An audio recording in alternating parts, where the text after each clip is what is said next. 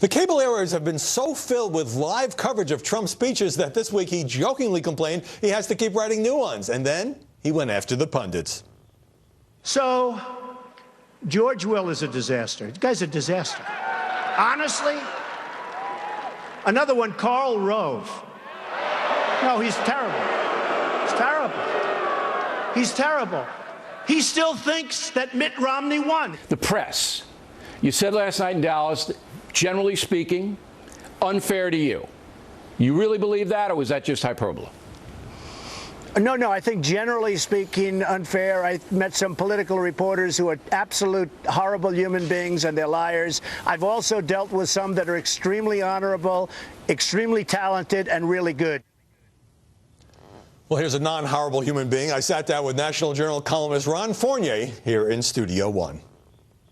Ron Fournier, welcome. Thanks for having me. There's a lot of chatter that the media made Donald Trump because his press conferences and his speeches are often carried live on CNN, Fox News, MSNBC, and they get ratings. Is it more complicated than that? It's much more complicated. First of all, the establishment made Donald Trump. The establishment in the Republican Party, the establishment even in the Democratic Party, and certainly the media establishment.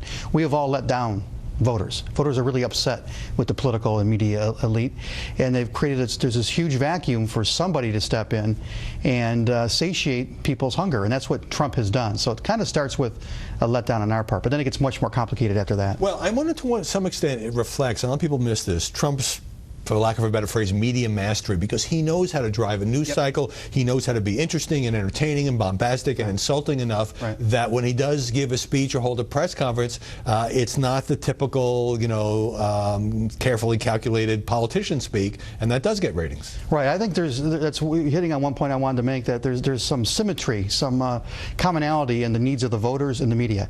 The media and voters love clarity. Okay, and he gives both of us that. We also love celebrity.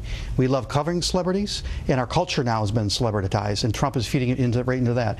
And we in journalism, of course, we love things that are new. It's the beginning of the first three letters in the word news. New, different, unorthodox. Exactly, and boy, do voters want something new, to my earlier point.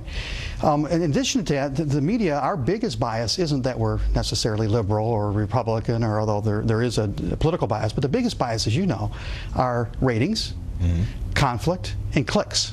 Us old writers, we like to get our clicks. You guys got to have your ratings, and we all have a bias towards conflict. Well, Donald Trump is giving us all of those things. He's giving us the celebrity. He's giving us the new. And this is no accident. He knows how to do this. And yes, anybody in American and yes, some would say that we fall for that. But let's look at some numbers. Wall Street Journal cited a study for basically the 3 months that Trump has been running for president. CNN out there with 2,159 reports on Donald Trump compared to half of that, 1,087 on Jeb Bush. Fox News about a third more on Trump than Bush. MSNBC just slightly more on Trump than Bush. And so my question is, however much we might justify it, have we reached a point where this is fundamentally unfair to the other candidates?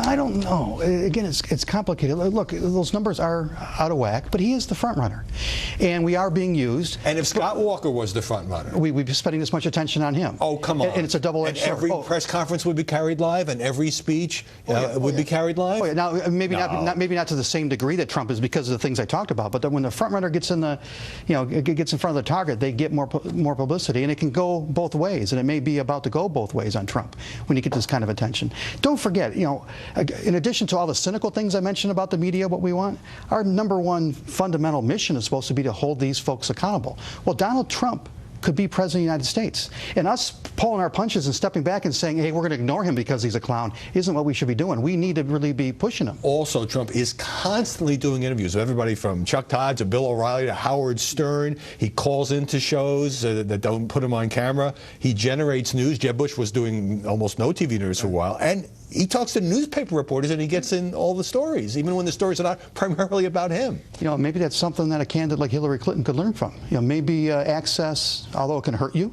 Yeah, it's risky. But it can also help you, especially in a time. Again, let's talk about how this is a culture phenomenon too. This is the age of transparency. This is the age when everyone, all of our leaders, all of our celebrities, anybody who we want to be, is in our living room, is on our Palm Pilot. Well, why? Donald Trump figures that out. Donald Trump realizes they want to have access to me.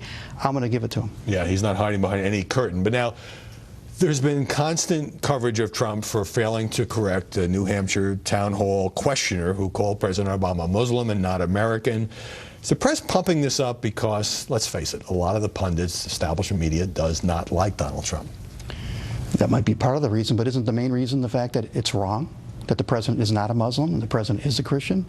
When a candidate, especially somebody who's a frontrunner of a major party, is saying things that are wrong and that are feeding ignorance and not feeding the truth, it's our job to jump on it. But the balance here is that Trump didn't say this. He failed to correct a citizen who said this, and it was quite a moment, and I was surprised he didn't. But it's not. Why are you surprised he didn't?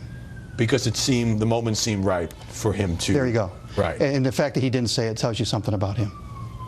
And look, I think let's not forget, but the story of our times here, Howard, is the public's anger with politics. And whether Donald Trump lasts 2 weeks or 2 terms, that anger is not going to go away unless somebody comes in and satiates it. And we need to cover that. You put your finger on something. Ron Fournier, thanks very much for joining us. Appreciate you having me, man. After the break, Pope Francis just wrapped up his Mass in Cuba. Heading to Washington on Tuesday. Is the popular pontiff a media master? And later, everyone likes things on Facebook, but now a dislike button is coming. Is that an awful idea?